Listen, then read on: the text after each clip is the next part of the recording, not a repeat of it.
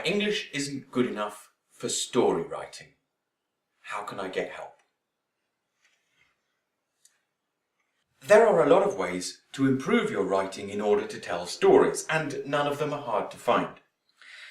But since this question is addressed at me, and since this question is about story writing, I'm going to offer some advice that's perhaps a little bit different than just how to improve your story writing.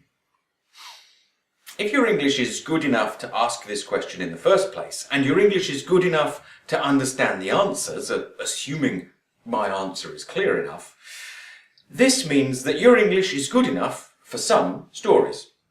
So my advice is start simple. Write some stories that you know you have enough English for.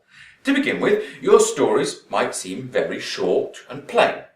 If you're learning English through any of the most common methods, you probably already have a decent vocabulary, and you're probably familiar with some perhaps restricted, but some examples of dialogue.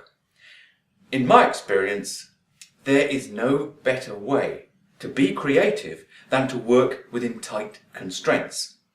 And it seems to me that limited language is a perfect constraint because it's not an artificial one, it's real. To some extent, you'll have to choose what kind of story you write because of your limitations in English, but also your limitations will impose on, guide, and direct the story that you write. Now, forcing yourself to write using all the English you know will also force you to think in English, because if you don't, you'll be constantly frustrated. So, initially, think of it as an exercise where what you have to do is find the stories that you are able to write.